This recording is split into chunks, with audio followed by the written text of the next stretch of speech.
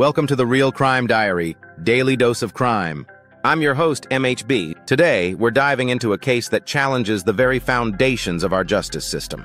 Marcellus Williams sits on death row, but new DNA evidence might prove his innocence. Imagine facing execution for a crime you didn't commit. This isn't just another true crime story.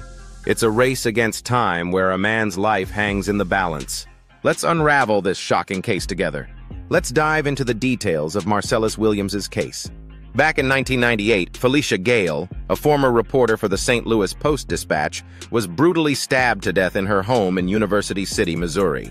The crime scene was gruesome, with over 40 stab wounds inflicted on the victim. 3 years later, in 2001, Marcellus Williams was convicted of Gayle's murder. However, the conviction was based primarily on the testimony of two witnesses with questionable credibility, a jailhouse informant and Williams's ex-girlfriend. Both had received monetary rewards for their testimony.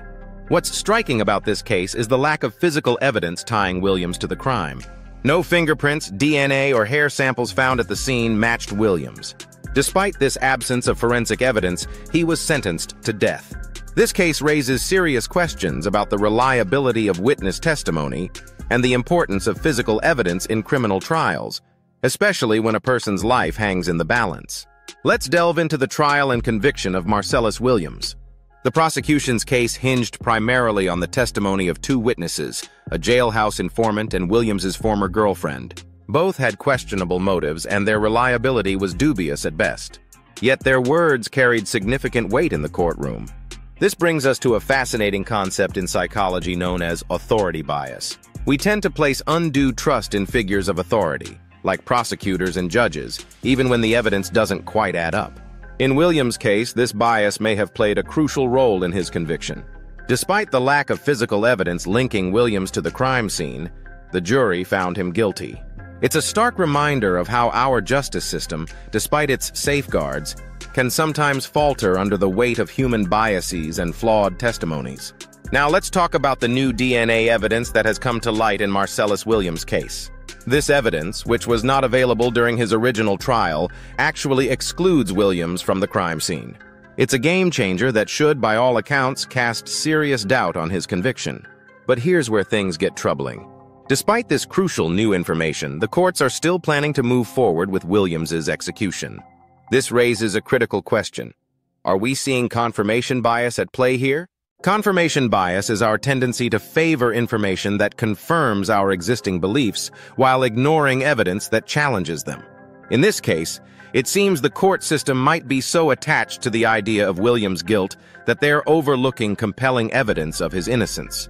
This reluctance to reconsider the case in light of new evidence is not just troubling, it's potentially fatal for Williams.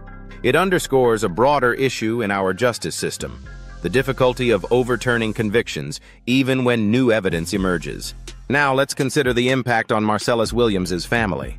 His mother and children have stood by him for years, desperately hoping for justice. Imagine the emotional roller coaster they've endured, the fear, the hope, the frustration. Every day, they live with the knowledge that someone they love might be executed for a crime he didn't commit. But this case goes beyond one family. It raises serious questions about our justice system. How many others might be on death row, innocent but without the benefit of new DNA evidence? The death penalty is irreversible, and cases like this highlight the terrifying possibility of executing an innocent person. It forces us to ask, is our pursuit of justice sometimes too rushed, too flawed?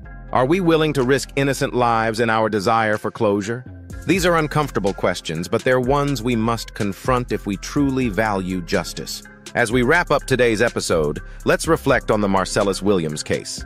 We've seen how new DNA evidence could prove his innocence, yet he remains on death row. This raises serious questions about our justice system and the finality of the death penalty. What are your thoughts on this case? Should new evidence be enough to halt an execution? Share your opinions in the comments or on our website, therealcrimediary.com. If you found this story compelling, please subscribe to our channel for more in-depth true crime coverage. Remember, your engagement helps shed light on these crucial issues. Until next time, stay curious and keep questioning.